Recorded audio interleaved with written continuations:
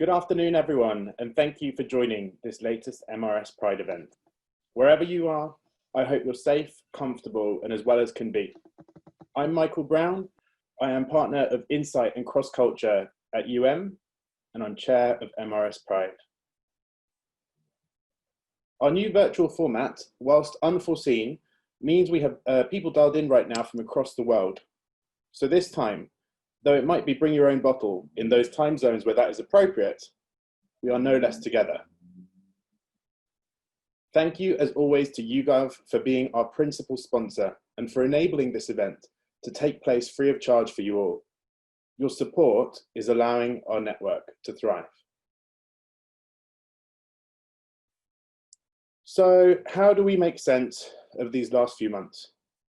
I'm sure many of us here will be weary this afternoon after 3 months of great uncertainty and so much pressure to look after others and ourselves in the hardest circumstances. I've had many conversations with people across the sector over the last months, and I've heard of the many difficulties we're all facing and the very real strain and consequences of those challenges. These beautiful and sunny skies belie the deep struggle that we are all sharing right now. Some people I've spoken to have asked for advice on how to get through all of this. And while I haven't got the hang of it just yet, I would offer these thoughts. I think community and values might be important lifeboats to reach for in this tempest. Our own community and the MRS Pride Committee have been a great support to me. With such widespread uncertainty and vulnerability, it's been heartening to see communities coming together, whether in places of work or neighbours on my street, for example, who I'd never spoken to before all of this, making stronger connections and finding in those connections the affinity, the cheer and the solidarity we need in order to endure this. I also believe that this pause is a time to reflect and stand up for our values. As if the health crisis weren't enough to contend with, we've also witnessed devastating scenes of racism, violence and disharmony. In usual times of hustle and bustle, I ask you, would George Floyd have been just another black man murdered? The stillness that this absurd COVID-19 moment has afforded us has given us the space and stillness to focus on what is right and what is overdue. The social, political and cultural movement that is currently underway, Black Lives Matter, feels so significant in its scale and momentum. MRS Pride stands in solidarity with all Black people, and we will support this campaign however we can. We also find ourselves in a very worrying moment of the degradation of the rights of trans people, whose right to self-identify appears to be at very serious risk. The currents of transphobic feeling are increasingly palpable. MRS Pride condemns the reported plans to narrow down trans people's rights, and we are committed to defending trans rights. We are working with Mermaids on putting together an event to highlight insight on the trans community. It falls onto each of us to use the influence we each have, be it significant or modest, to defend the rights of both Black and trans people, to live with dignity and free from stigma and inequality. And we are far from this place. It falls onto us as allies to use our voices and demand equality. I have heard of great emotional exhaustion amongst Black and trans people who are in many cases drained at having to justify their own legitimacy. We must be more awake than ever in our daily lives in calling out the rusty shackles of prejudice. Those shackles must finally be banished. 4 words have been emblazoned on my mind throughout these difficult weeks. Ad astra per aspera. Through the difficulties to the stars. This moment of rupture in our society, interrupting all the routines we knew, may just lead to a moment of reappraisal and repair. If we stay close and we speak up for what we believe in, maybe we'll come out of this time as a stronger and better society. Let's channel the courage and conviction of Marsha P. Johnson, that magnificent woman who led the charge at the Stonewall riots, a moment that became the rallying cry for LGBTQ rights. Well, better times are in sight, everyone. That first sunny pint is within reach. So let's dig deep and push through together. We'll come out of this time changed, and hopefully change for the better, scarred by months of loss and worry. In many cases, we've lost loved ones and colleagues to the virus, but emboldened in our spirit and sharper in our consciousness. I'll end these opening remarks with a quick preview of what's to come from MRS Pride. Please look out for Outsights, our upcoming podcast led by Josephine and Sabrina from the MRS Pride Steering Group, which is shaping up very nicely. Also, work continues on the biggest ever study into LGBTQ people in the UK in partnership between Advertising, MRS Pride and YouGov, which is also looking like a very important output by our network. And our next event, which will take place in October, is already taking shape. We've got 2 speakers confirmed and it's looking very exciting indeed. Finally, I wanted to call out that the deadline for entries for the MRS Award for Inclusive Research is coming up. So do submit your study if you've got work you're proud of that's helped to give a voice to a minority group. So here's our agenda, everyone. So I have opened us off. I'm going to hand over, or rather bring onto the screen, Shamir Sani, campaigner and whistleblower, an all-round incredible person and great inspiration to me personally. After that, we'll be welcoming Lucy Crotty, who is also very amazing, from ITV, who has led a very, very fascinating study on how the representation of femininity has been diversified in Loose Women. And then Linda Riley, icon of the LGBTQ community, member of GLAAD, I believe the only British person to be a part of that organisation, will join us with Sophia Papadopoulos, who is also a member of MRS Pride Committee. They'll be sharing work from a very seminal piece of research that they've recently concluded on queer female identity. And finally, we'll have 10 minutes for wrap up and questions. So I'd ask you that as we go through this session, that you please feel free to write those questions in the Q&A, not the chat, but the Q&A functionality, and we will come to those. So I am now exiting the presentation. And Shamir, could I please invite you onto the screen? Welcome. Hi, Michael. Hey. How's it going? Yeah, I'm okay, thank you. I'm okay. I'm actually going to turn my fan on. So I was worried it was going to trouble you all, but it's incredibly hot in this room. Shamir, thank you so much for being here. I have to say, I've been following your posts, post for post across Instagram, and it's been incredibly illuminating as a kind of interpretation of Black Lives Matter, and you've brought a lot of different angles on it to my attention, and I really appreciate that. Shamir, I don't want to be too regressive or retrospective in this conversation, because what's done is done, and I feel like you've spoken extensively about your experiences before. But for the benefit of our audience, please, would you mind telling us a bit about, I suppose, the episode, the very difficult episode that you first came to prominence in public life through, your time volunteering on the Vote Leave campaign? How did you first get involved with the campaign, and what were those experiences like? Well, firstly, I got involved with the campaign because I was 6 months out of graduation, unemployed and broke. And so I kind of was applying to these random jobs, from social media to consultancy to graduate programs for like recruitment and everything. And I kind of, in the midst of the classic crisis that all graduates go to, I said, maybe politics. Because I had always had an interest in politics, but I never actually pursued it because British politics to me was boring and didn't come with the excitement of Pakistani politics, so to speak. And my understanding of politics was Pakistani politics, which was, if you step out of the line, you get shot. And I know that's extremely dramatic, but I grew up in Karachi, and that was where you get into politics and someone in your family is going to die. Like that was the norm. And so for me, politics in Britain wasn't something that I was comfortable with, or politics anywhere. But I kind of was watching this whole referendum debate happen, and obviously I was tuned in, and I kind of reached out to my friend, Christopher Wiley, actually, who I knew through the gay scene. At the time I wasn't out.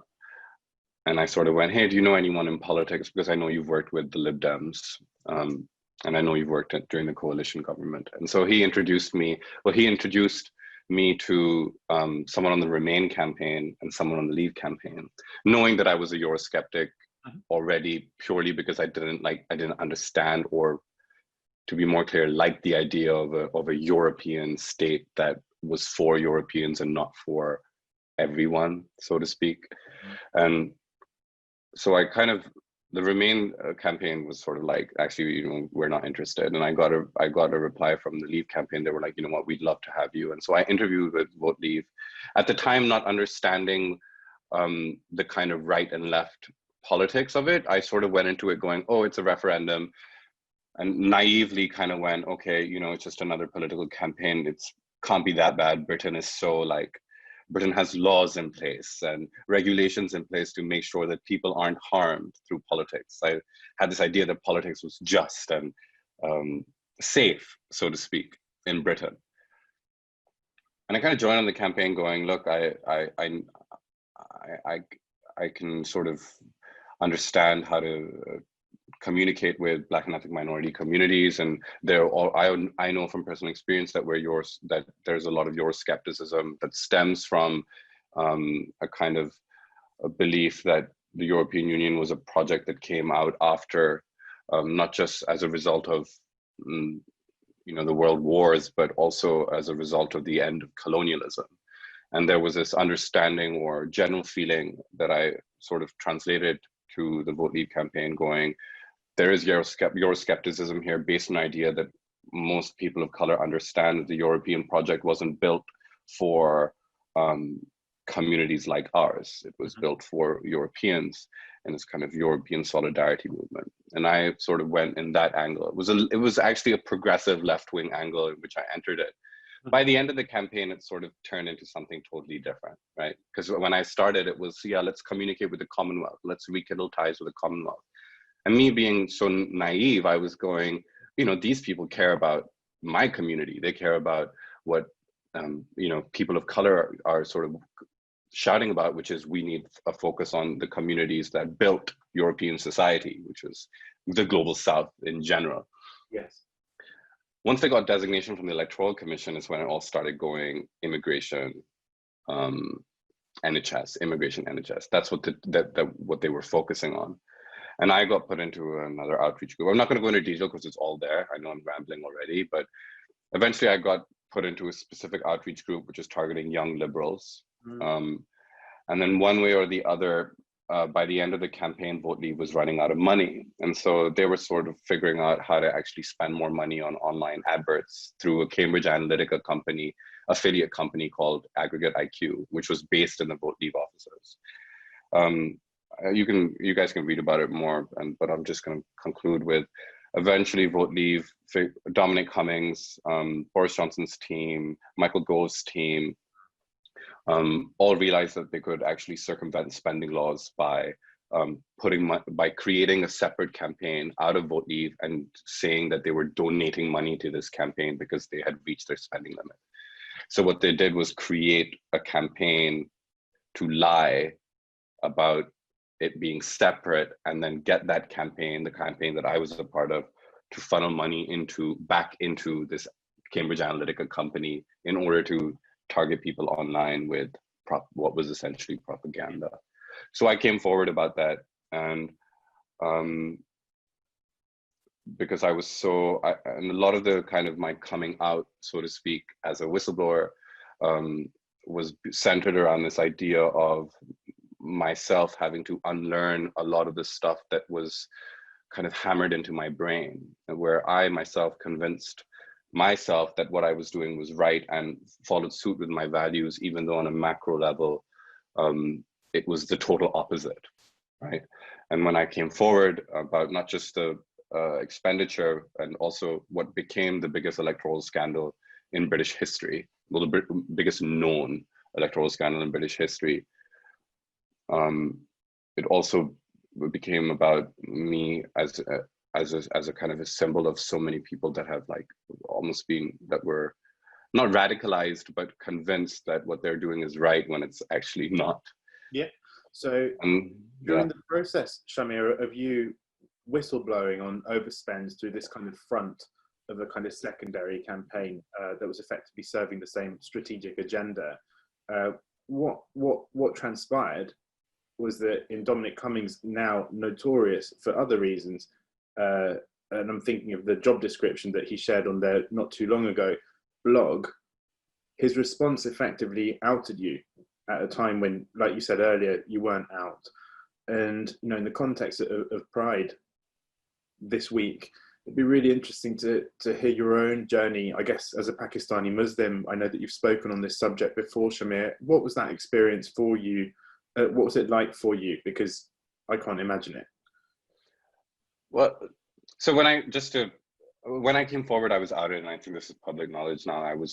Dominic Cummings released a statement that was coordinated by Vote Leave and Downing Street. In order to shut down the story that I was coming forward with. And so it's classic in British politics where they work together with the media to bury a story. It's like inherently British is to use the media to silence dissent. It's been a recurring thing since colonialism, since imperialism, since the Raj. We're doing so well in the Raj, while in the meantime there are people being like beheaded and massacred, and children being raped, and women being lynched. Like it's this. Whereas in the media here, it's sort of like, oh yeah, everything is cool. Like we're working together with the Indians, when actually it's, genocidal tactics and extreme violence that a lot of people still now, because of the Black Lives Matter movement in the UK, people are sort of going, oh shit, okay, excuse my French, this really happened. And so when I came forward, the front pages of every newspaper the next day weren't the fact that someone from Vote Leave is provided evidence to the Electoral Commission and to the National Crime Agency about the biggest electoral scandal in British history, about the biggest amount of money ever circumvented in order to win an election, and what was law breaking on a massive scale that went to the very heart of Downing Street, that involved what has now become two successive Conservative governments, from Theresa May to Boris Johnson, and team members that were involved in the evidence that I was bringing forward, that I have named specifically. I named like 13, 14 people specifically, who are all still working in Downing Street, who worked during Theresa May's government, and now are the senior most advisors in Boris Johnson's government. And so just to give you context, I grew up in Pakistan, and when I was 13, I remember myself, and I say this like, I'm very brutally honest about my experience with my homosexuality. Like, I used to call people the F word in school. Like, I used to call other guys faggots. Like, I'm going to be extremely honest. And that was from my own, and this was when I was 12. And it was also other straight dudes that I would call it, because it was my reaction to my own inherent hatred for myself. I grew up from the age of like 9, understanding that I wasn't looking at the guy, I wasn't looking at the girl in porn, I was looking at the guy, And so I remember when I was 11, 12, I remember when I used to go on social media, I remember there used to always be videos about homosexuality and how that's going to lead to the day of judgment, how that's going to lead to like hellfire. And then I would also come across videos. I remember when I was 13, I saw a video of 2 young, like 14, 13-year-old boys who were caught having sex. And I remember watching as these like 8 grown men sodomize them with like steel rods. And I was like 13 or something, 12 or 13. And I still don't understand. It's only through like therapy and sort of self-reflection that I've understood the ramifications that had on my mental health. But that was the fear which I was building from a childhood, which stopped me from coming out to my family. It stopped me from which that is the risk of someone from Pakistan or in a community that is homophobic or doesn't understand homosexuality. It's not that you get beaten, you get sodomized with steel rods, you get murdered, you get hanged. Like, this is the reality for so many people that are gay or queer in the rest of the world. That when I was outed, it was a collective decision by people that I once called my friends, because they knew the story. They knew that my biggest fear was people in Pakistan, my family members and my friends, finding out that I was gay, because it would change my relationship with them. And so that's what they did, you know. One of the people, I had a fling with one of the 14, 15 people that I had named. And so they said, let's use that. And then let's scare him and bury the story as a vindictive ex. And I just sort of, you said before, Shamir, that whole process, it came close to jeopardizing your life, that you were so enveloped in worry, which clearly makes sense given the framing you've just shared of homosexuality in Pakistan. You said that you know, it felt like there were times that were so desperate that you kind of felt like you wouldn't be able to find your way out of it, I suppose. Yeah, I was at a point where I was like, you know, I spent my whole life up till then hoping that one day I would find someone I'd be able to come out to my family so that I would have a safety net if, for example, my family didn't agree with it, that I would have a partner, you know, to go to for safety. Because without my family, I don't really have much else. You know, I don't, like, my family is, I love my family, you know.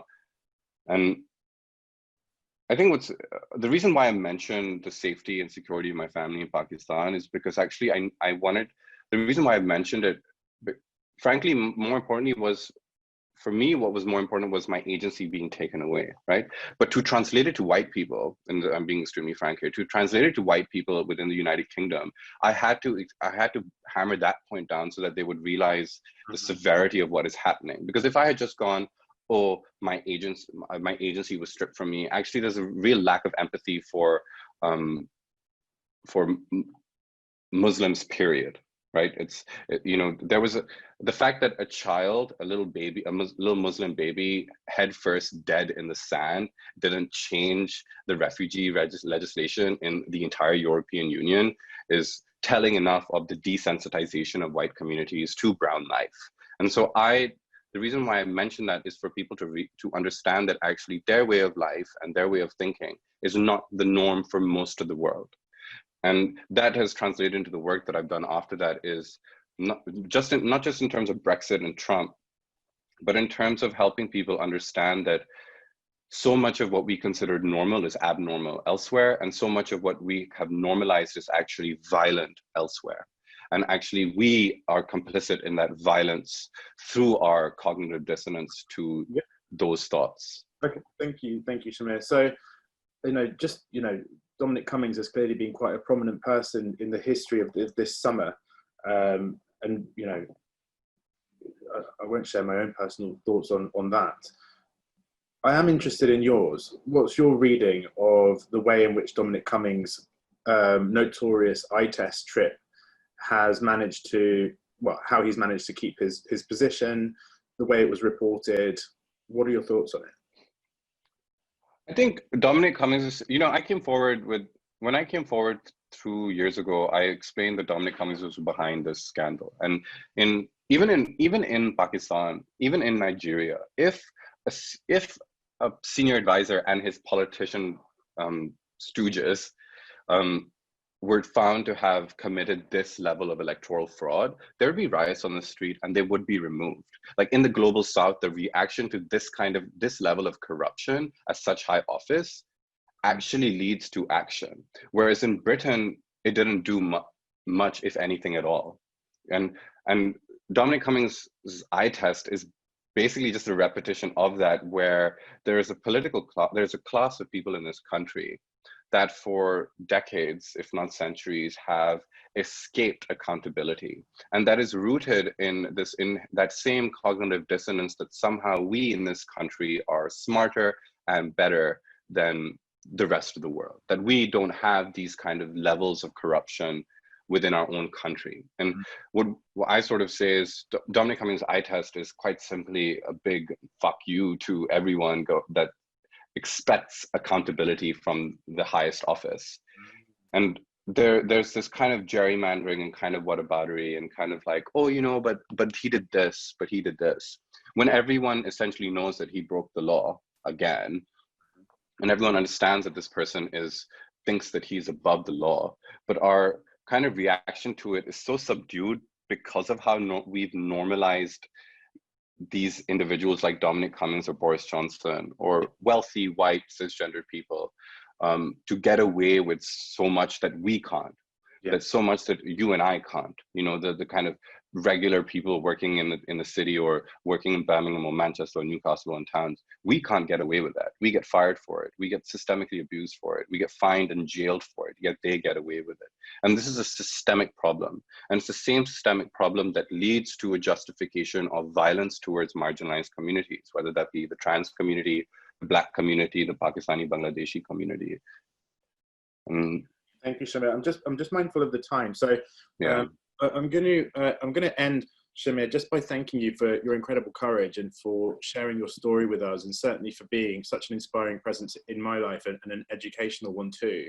The final question that I'll put to you, Shamir, is please, what message would you share to anybody on this session today who might be trying to find their own voice around advocacy and highlighting, challenging daily, say for example, examples of racism, microaggressions, anybody who might be teetering on the edge, you having gone through your journey for better and for worse, all of that pain, what is your message to those people? I think first and foremost, there's a lot of conversation going around about education and reading. And though education and reading is important, I think what's important to understand as individuals, not as not as employees, when you talk to your family or when you talk to your relatives that hold anti-Black views or transphobic views, oftentimes we go in it going angry, or oftentimes we go in it going like, no, this is wrong. When actually part of your role, particularly if you are white talking about racism or cisgender talking about transphobia, your role is not actually to go, this is what racism is, this is why it's bad, but more importantly, you are with social media and everything that's going on, your role becomes to stop those relatives from being radicalized to the other side. And so when you go on the internet and Google it and research it, it is very likely that the people who already hold anti-Black views or transphobic views are not going to seek or are not going to read articles that reject their views. In fact, they're going to go after articles and pieces and books and individuals that reaffirm their already biased viewpoint. And so it's important for you to actually guide them away from being radicalized rather than just going, racism is bad. So it's about subduing that kind of desire to go further towards that kind of anti-Black direction. Yeah. And then as employees, very quickly, I guess this is most people, and we talked about this yesterday very quickly, but as researchers, we often go, when you find information in your studies that you think is interesting when it pertains to things that you aren't actually working towards, because your goal you're always trying to achieve a certain conclusion in your research. And I think it's important in decolonization and unlearning white supremacy and unlearning these systems, it's important to go, when you find out information or find out in your research information, whether they're based on ethnicity or race or gender or sexuality and all of these things, it's important for you to actually keep that and hold that and dig further rather than going, actually, that's not part of my research right now, I'm focusing on this. Because race, sexuality, gender are all relevant factors of your research, no matter how much we kind of normalize like separating these things as not being appropriate in brand research or for organizations, but actually now we're realizing that it's vital. And so a lot of it comes down to unlearning things that we've practiced in our own work and going, why am I not including race and gender in this research? Why am I not including trans people in this research? I hope that helps. Shamir, I absolutely love that. And it is a real campaign passion point for us as MRS Pride. So, key takeouts there, everyone. Get those sexual orientation and ethnicity questions into your questionnaire screening sections. Get that, different gender screening options as well into your gender screening question. And for any friends who work for panels on this call, please reappraise the way in which you are pricing minority sample. Shamir, thank you so much. You are the best. Thank you very much. Thank you, everyone. Thank you, Michael. Take care of yourself. Chat later. Bye-bye. All right. So we are now moving on to Lucy. Lucy, please manifest, unmute yourself, and welcome to the webinar. So we've overrun very slightly. So yeah, feel free to take the 10 minutes, and similarly for you, Linda and Sophia, and we'll just have a little bit of time there at the end for any questions. So do feel free to jot them down. Lucy, over to you, please. Thank you very much. So I'm just going to share my screen. Give me 1 second and I'll just get my presentation up. Do you mind just confirming if you can see that? Yeah, looks good, Lucy. Lucy, I should have introduced you properly. You're culture and strategy lead at ITV. We're very lucky to have you here. Thank you for being here, Lucy. No probs, and thank you very much for having me. I've got the difficult second act after Shamir, because I'm talking about loose women. So it's a slight kind of flip from high culture, really, to what some might deem to be low culture, a very popular mainstream show. But I'm here because I think it is extremely important to consider how we can use mainstream vehicles as kind of stealth Trojan horse communications vehicles to tell more progressive stories, really, and to give people a chance to tell those stories in their own words. So this is a project very close to my heart that I ran last year. I'll give you some highlights of it, and the goal here was to future-proof the beloved Loose Women show. So I'm going to just talk you through where we were, and then what we wanted to explore in culture, to get a sense of where we wanted to get to. And like many brands, and like many of you will know, you never just finish, you never just put your stake in the ground and say, we've cracked it, we've solved it. We're always trying to evolve the show, and we're always looking at ways that we can test and learn and push on the boundaries of our audience's expectations. That can be both entertaining, but can also be quite provocative. So to start it off, where were we? So Loose Women is a really iconic lunchtime panel show, and that's very unique in TV because it is an all-female lineup, and shock horror, it has women over 50 looking both fabulous but also having a really informed opinion. And it's also unique in that it starts just before lunchtime, so it's something for our audience who potentially haven't surfaced from their day-to-days at that point to sit down and have a brew and feel like they are connecting to like-minded friends for a bit of a laugh at lunchtime. And just like when you sit down with the girls or the guys to have a glass of Prosecco and a wine over wine or a natter over a tea, Loose Women gets you into all of the spicy topics. It often will have you in a bit of a fit of giggles, and it answers the very deep and meaningful questions of life, such as, should we send Colleen to the moon? And is it okay to fancy a chameleon? But as we all know, laughter isn't only just the best medicine, but it's also the best Trojan horse communications vehicle out there. It means that you can stealth some really quite provocative subject matter in amongst the giggles. And it means you can debate and normalize some topics because people are quite relaxed and they don't have their guard up and they don't feel like they're being dictated to. And it makes some subject matter much more accessible to mainstream culture. So what we wanted to do when we were thinking about future-proofing the show was that we had to ultimately think about stretch capacity for editorial, for guests, and for panelists. And we wanted to push on our boundaries and open up new sources of audience growth and new ways that we could both entertain and delight our current and potential viewers. So these were the kind of type of research questions that we were thinking about to try and get a better understanding, really, around what women love about the brand, modern multifaceted womanhood and sexuality, places to be more inclusive of marginalized groups and their opinions, most importantly. It is a debate show after all, and how to show how to keep the show fresh and current. So we looked at culture, that's my role. As Michael said, I'm cultural insight and strategy lead here.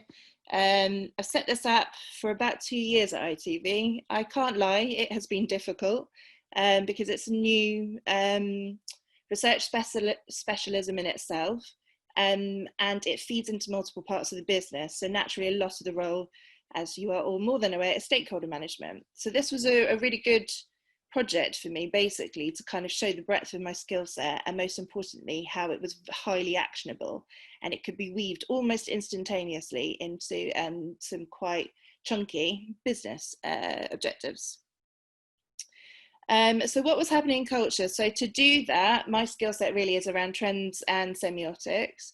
I'm not formally trained in semiotics, but I've picked it up, and I think that is really important to open your mind a little bit and push and challenge yourself, because semiotics sounds extremely academic, but in practice, it's actually just the way that we're responding to the world and analysing stimulus on a continuous basis.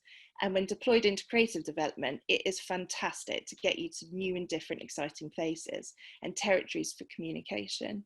And naturally, we did a bit of qual. We ran some focus groups in London, Leeds and Birmingham. And we used that to kind of stress test our findings from the trends and semiotics and to better understand our brand. So the 4 trends that we observed that were quite key really to both providing context to some of the insights that came out of the qual, but also as kind of hypothesis for shaping the discussion guide and shaping the direction of the show moving forward. For us, really, this was a bit of a sticking point when initially going into commissioning an editorial and bringing these in much more detail than you can see on the screen here today, and starting it off with intersectionality. That's not because they, were offended by the term, or they didn't think that it existed. Far from it. It's more that the term itself is extremely academic, right? It doesn't instantly spell out what you're going to do with that. It doesn't feel particularly actionable. It could feel a little bit like you're just posturing. So actually breaking down what intersectionality meant and how it was impacting the show was really, really important, because it did play out. And it was most important to help us contextualise some of our Black women's feedback for panellists and for guests, which alluded to whitewashing. And I'll talk that through in a bit more detail in a bit. We also talked about breaking boundaries, and that helped us contextualise tackling taboo subjects on the show and the appeal of that. We talked about new beginnings, which helped us think about expanding on subject matter and guests, and drawing on experiences out of marriage and motherhood, which are quite heteronormative. And the rise of the alpha single, so ensuring representation of the child-free or the childless women. Yeah. So we just wanted to summarise at this point, and this was from quite a lot of the quote, but really our key insight was that our women were busy multitaskers. They had really deep reserves. Some of them were juggling 2 jobs, as well as families and caring for loved ones. They were overcoming the hurdles of modern life, but they were getting shit done with great nails. And that still stands out to me today, the kind of drumming sound of shellac as people were just decanting their brains and their stories and their lives with such flamboyance and flair. It made for some really entertaining groups, and it really helped the editorial and commissioning teams who were watching them get a much bigger and more textured picture of the type of women who's tuning in and the possible women who could tune into the show. So from their words, they kind of decanted to us that they wanted something lively and funny at lunch, but that also kept them savvy, and that also helped them feel seen. Because a lot of these women, as they were decanted in their lives, were saying that they just did not feel respected, they did not feel communicated to, and that they had lots of feelings and lots of things that they were bottling up. So they wanted relatable content that could accessibly relate to their worlds and their quite raw experiences in life. And being seen was something that we quite quickly realised that we were obviously not hitting the mark on for Black, Asian and childless or child-free women. So we used some projective techniques here, and we asked our women, our participants, to draw what they thought was the typical loose women viewer. And I think this is a picture that somebody drew that really stood out for me, and there were others like it as well. And they basically highlighted that there was a projective sense that the show caters to white, affluent women with long blonde hair that are married, that are not open-minded, and that talk a lot about politics and motherhood. The type of women whose success is entwined in financial success and a traditional upbringing. A type of women who society has championed instead of chastised. And for younger women, there was a noticeable barrier in how the show spoke a lot about motherhood as being entwined to womanhood. And that for them, being a woman nowadays was much more about being sensitive to those who chose to be child-free or who were childless, amongst other things. So as one participant said, all of these faces, because we gave the women some talent cards to kind of get a sense of who they rated, and all of those Black female talent cards were singers and dancers, because you've got to remember that the show is an entertainment show. And she said, you know, come on guys, we can do a bit better than this. And we quickly realized that the Black talent we were considering as panelists and guests were quite boxed in, whitewashed archetypes for Black women as very accessible singers and dancers. So obviously, you know, we wanted to solve that, and that's when the semiotics really came into play. So using the traditional, you know, brand archetypes wheel, we plotted some of the trends and the kind of cultural analysis that we were seeing via analysing TV, advertising, books, podcasts, articles. And we came to these key archetypes through the lens of Loose Women. And they were much more fleshed out, and we analysed the kind of subject matter that they were interested in, and we brought kind of quite detailed pictures of them and spotlit some up and coming talent, as well as talent that was landing very well from all walks of life.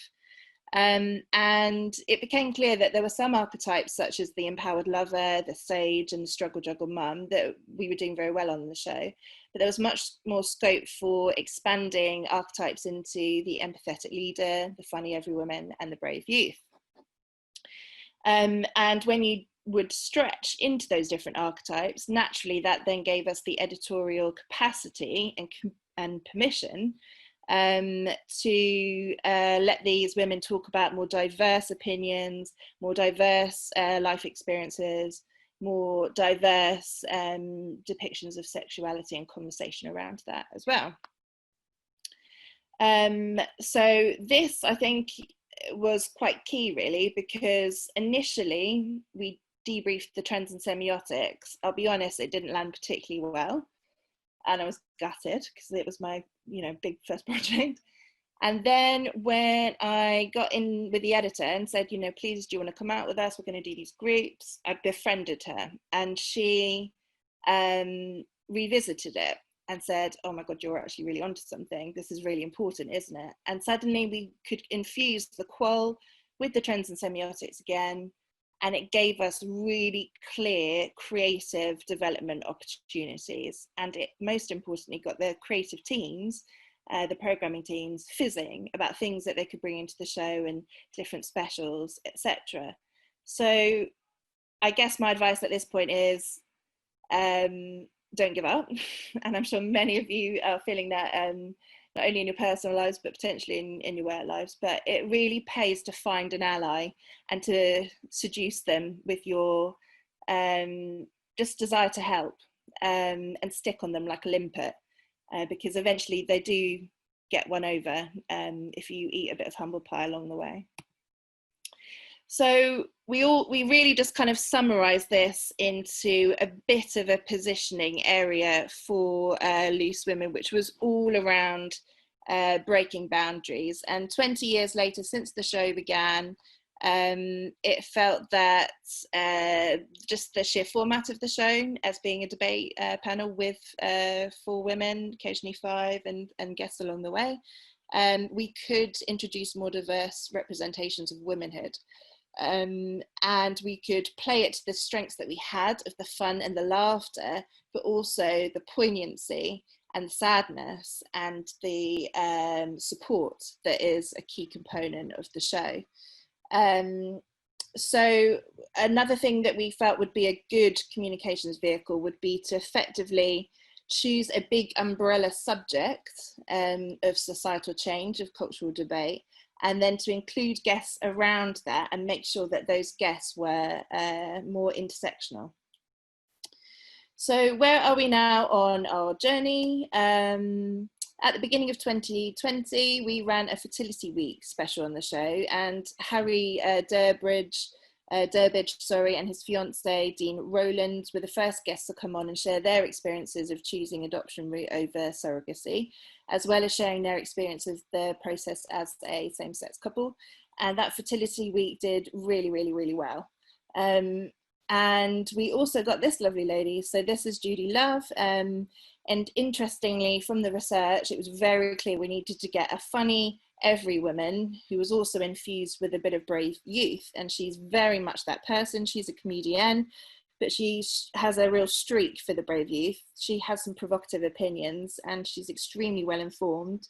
And with the recent cultural kind of heightened awareness towards the Black experience, not only in the US, but also in the UK on our own doorstep, she's been giving our mainstream viewers very, very good insight into the Black women's experience of life. She has been talking about, for example, why it should be about Black Lives Matter instead of All Lives Matter.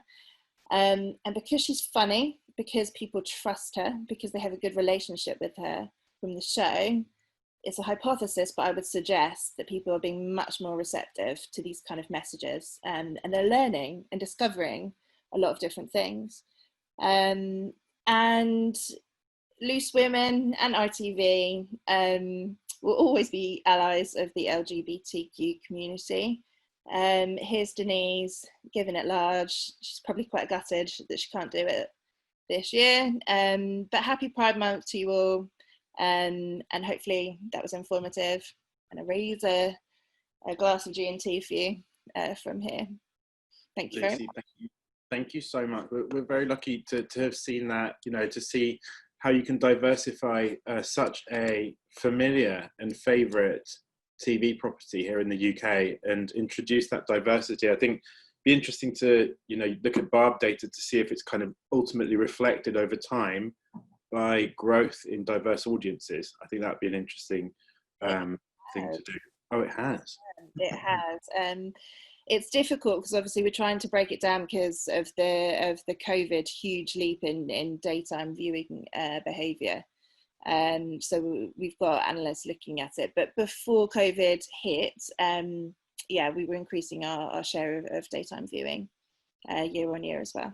Wonderful. Lucy, thank you so much. It's a pleasure to speak to you, as it always is.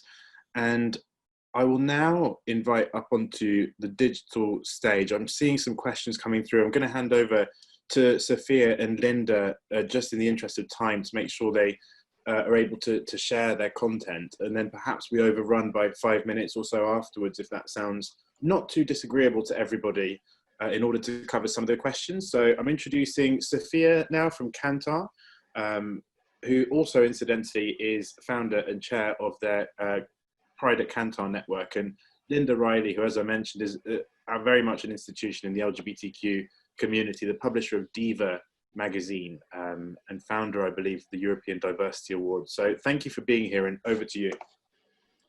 Thanks very much, Michael, and what a pleasure it is to be speaking on this amazing event, another absolute cracking success for you and John, and thank you for having us. I'm Sophia. I work as a senior business analyst at Kantar, and I'm joined by the absolutely fabulous Linda. Yeah, I'm Linda Riley. I'm the publisher of Diva magazine, the leading brand for LGBTQI women. We're here to talk to you about the Diva survey, the LGBTQI Women's Insight 2020. Linda, would you tell us a little bit about it? What was the background for you guys? Yeah, basically, as I said, Diva is the #1 brand for LGBTQI women. Got Denise Welsh in the background here, so she's a great ally to the community. What we wanted to know, lots of people, our partners, were asking us constantly, Diva, you know, more information on the LGBTQI women. And what we did notice is that there weren't actually any significant surveys around, so we didn't, although we kind of knew what the community wanted, we didn't really know. So, you know, we obviously reached out to Kantar. We've been aware of them because of their work in inclusion. They won a European Diversity Award the year before. So we reached out to partner with Kantar. We felt it was really important to shine a light on what is going on for the L in LGBTQ, because often it's so underrepresented.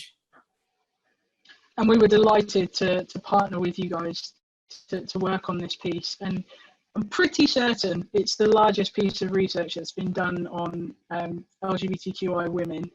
We had over 1,400 female respondents. Predominantly, they were based in the UK, although we had 37 different countries represented. They were majority, identifying as cisgender, lesbian or gay women, although we did have, gender non-binary, asexual and transgender women in there as well.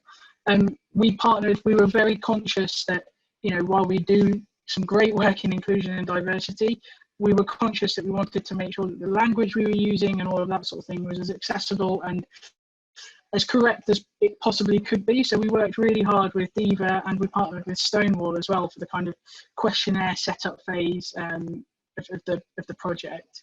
I'm going to rattle through some of the results that we found, some of the findings that we had from the survey, because for me it's one of the things I'm most proud of ever having done in my whole career, and it's just absolutely fascinating. So one of the first thing for me was, everyone's journey is individual. We saw that, 52% had come out over the age of 18. But there were some really stark differences if we looked at when people came out, when women were coming out. For those who were 55 and over at the time of taking the survey, only 4% of them had come out before the age of 18. But if you looked at the 16 to 24-year-olds, those who are currently that age, they were far more likely, it was way over 50%, to have come out at the age of 18 or younger. So we're seeing a real generational shift in when women are coming out. And for me, that speaks a lot about how society has moved on since the Stonewall Uprising in '69, since that first Pride in 1970, but that there's still a long way to go, which we'll see a little bit later as well. I think we were all really struck. It's something that I definitely felt, but it was really good to have the data about how much women feel that gay men have so much more visibility than LGBTQI women. 79% were saying that, and 1 in 3 were saying that there just weren't enough LGBTQI spaces and events for people. Pride Month, LGBT History Month had really high awareness, but things like Trans Awareness Day, Bi Awareness Day, the awareness of those things were much, much lower. And when we talk about events and spaces and that sort of thing, women were really looking for those sorts of things, and they were looking for things that weren't necessarily just about dating and that side of things. They wanted events that connected with some of their interests, so looking at them as a whole person, not just as part of that LGBT plus part of them. That's not the only thing that binds us together. There are other things as well. Looking at the workplace, there were some really interesting results here. We had 3 and 4 being out in the workplace, but we had a high proportion, for me, I felt, as being made to feel uncomfortable. 27% said they felt they'd been made to feel uncomfortable at some point in the workplace. 28% of those also said that they didn't feel empowered to report that to management or HR. And for me, that really highlights the importance and the need to have LGBTQI employee resource groups to create that culture that is genuinely and authentically inclusive, and to really build a diverse workforce. And I think we're very lucky in Kantar that we're big enough to be able to have our own Pride at Kantar group. But I really see the value of MRS Pride in supporting a lot of that for those smaller agencies where that might not be as possible. And that's where I see our role as Kantar is really, contributing to that side of things as well. We also saw that 16 to 24-year-olds were far less likely to be out at work. They were out while they were at university or in the later parts of their studying, but they get to work and kind of go back in the closet while they potentially found their feet at work and kind of felt more comfortable to come out. So I think there's a real opportunity there as well for employee resource groups to support that journey for women as well. There were some really saddening results around people who had children and that side of things.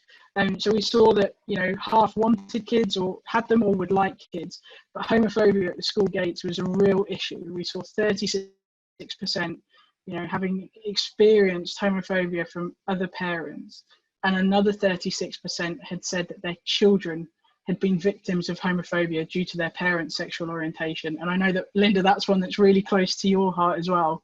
And a lot of the comments that we saw around this area were around bullying or kids feeling that they couldn't be open about their parents. And although it's, you know, increasingly common for LGBTQI couples to have kids, there's clearly still a very, very long way for us all to go on that side of things. Safety in the workplace, safety and the workplace, sorry, are the biggest differences for the T in the LGBTQI for women. There were some real disparities between the experiences of transgender and cisgender women. 64% of transgender women were open with all of their close friends about their gender identity, but that, you know, that doesn't feel exceptionally high for me. They also face much greater barriers within the workplace when they, you know, even if they are open with their colleagues, with 1 in 4 transgender women of our respondents feeling they really face those barriers in their current workplace, which I think is, again, incredibly sad, especially in light of some of the comments that we've seen in the press more recently from some really high profile people about, you know, our trans sisters out there. And I think it's really important that we are supporting them as much as we possibly can. And personally, I'm a big L with the T proponent myself. That's kind of a real whistle-stop tour of the results. There's loads more info out there. I've done a whole other webinar talking about the results. If you look up Lesbian Visibility Week, you can find all of those results there. But Linda, how was all of this work kind of received in the public eye? Yeah, it was phenomenal. We launched it at the same time as Lesbian Visibility Week because we increased Lesbian Visibility Day to a week. We worked in partnership with Stonewall and also GLAAD in the USA, which means we got cross-channel, lots of global recognition. You can see there we had articles in The Voice. We had an 8-page supplement on lesbian visibility with the results of the survey in The Guardian. We had an article in Campaign Marketing Week. We had GLAAD do some work around it. So yeah, we trended, I think, for a whole day on the survey on Twitter. The results are coming up. So yeah, it was really, really well received. There you go, 867k Twitter impressions, 132k unique authors, and over half of positive comments. You know, to talk about the negativity just for a little bit, when we're looking at that, what we want to do at DIVA, there's been, you talked earlier about, you know, certain elements of transphobia in the community, and what we were trying to do with lesbian visibility and with the survey was to show that, in particular, cis lesbians are very supportive of our trans siblings, you know, but we did have some negative comments from a corner of the L that aren't so trans supportive. Yeah, and I think that was one of the most difficult things to kind of be reading during that week, right? And I think Lesbian Visibility Week was right at the very beginning of lockdown, and I think there was a little bit of pushback in that sense as well. But for me, it was an incredibly important and powerful tool and event to kind of push forward with, for sure. And what about the wider impact? So since Lesbian Visibility Week, what were some of the successes? What are some of the conversations you've been having? Where are we going next? Yeah, the impact has been fantastic. I mean, people are already talking about next year for Lesbian Visibility Week. We're going to be working in closer partnership with Stonewall. I've been talking to them about surveys for LGBTQI women, because I really do feel, although DIVA have loved doing this, I do think an organisation such as Stonewall should be doing it. I was actually quite shocked when I was looking up surveys, all the surveys for the LGBTQI community, but there was nothing out there for women. So this is why it was so great to do. We're also we're talking to people like Facebook who are taking the survey, as you know, and they're using parts of the survey to improve their services and working with DEVA on what they can do for LGBTQI women.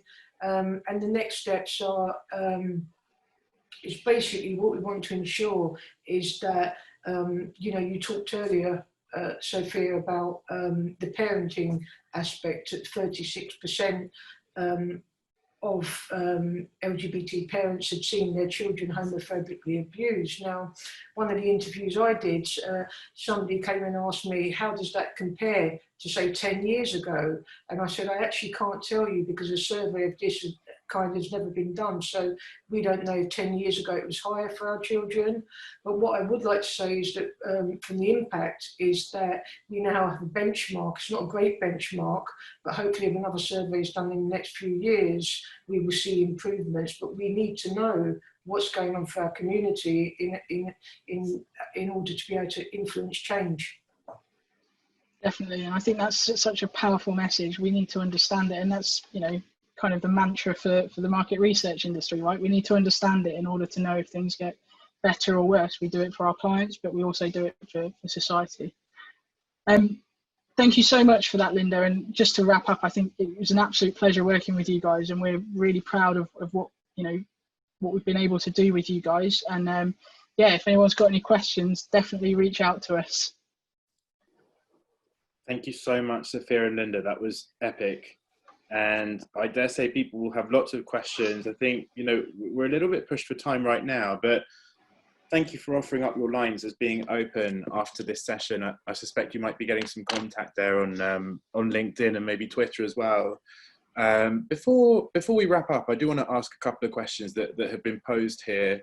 But first, acknowledge Diana James's point, which is that intersex has only been mentioned late into this session, and thankfully has been by you, Sophia, in your presentation, and Linda, and really want to acknowledge that, and also, you know, share that that's something that we've spoken about in committee meetings and when thinking about programming these events before. And it would be really fantastic to have research into intersex identity and also trans identity. And so if there is anybody tuned in right now who may have worked on a project like that before, then do feel free to get in contact and we'll feature it perhaps in our trans special in partnership with Mermaids, which is coming up. So one question I want to put to you, Lucy, first of all, is from Ollie at Truth, who has asked what role Insight has played in clarifying the blurred lines around future-proofing, by which I'm reading kind of diversifying, classic entertainment TV format, your Loose Women's, I presume, versus maintaining the show's light-hearted, jovial informality. So my take on your question, Ollie, so forgive me if I misinterpreted it, but it's about how can you diversify it without perhaps making it feel too earnest and kind of contrived and forced. What's your take on that, Lucy? I think it comes down to representation mainly. So actually have people on the show, whatever format that show might be, to talk about things in their own view and giving them a really safe, comfortable place to do that, with support from the production teams, with support from the business, so that they feel that they can come on and talk about whatever topic that might be, and hope that that opinion not only gets into a huge amount of people. Obviously with an ITV focus, we've reached the nation, we're a mainstream brand, but maybe that they will be able to tell their story to inspire others to have those conversations and to feel more seen. So with Loose Women, if your question, Ollie, is about the kind of stretch capacity for not alienating people maybe, and you know, I spoke about how it was a bit of a laugh for lunchtime, so it was quite a stretch to get to breaking boundaries, but the show has always been about breaking boundaries. The first boundary was the fact that it was for women in daytime TV, which was unheard of and still is a problem in itself in terms of female representation. And the fact that those women are from a variety of walks of life, and they always have been. It's not just an affluent white women's show. So the show has always tried to move with the times and reflect what is happening out there better. And I think it very much still is on a journey, and there is lots to be done. And I think there's a lot to be done at ITV as a whole as well. But as a company, I don't think we're too concerned about alienating people, as in kind of hardcore fans of the show. We're pretty keen to keep pushing to be seen as the modern brand that's laid out in our More Than TV strategy. And as part of our social purpose activity, inclusivity and diversity is very much on our agenda. So I think it does come from representation and actually having people to talk things through and having people there to identify with and to aspire to as well. Mm-hmm. Thank you, Lucy. Thank you. And I think perhaps the final question, which I'll put to Linda. Linda, you've been very clear in your position defending trans rights, especially over the last week or so. And I think you've had a fair bit of heat for that, not just in the last week, but historically, it can feel like a lonely position. And what is your advice for all of us in terms of what we can do differently in order to defend our trans brothers and sisters as well as we possibly can? What can we do to make a difference? Well, I think it's as I do, is to speak up and out. When you see things happening, not to be afraid and speak out.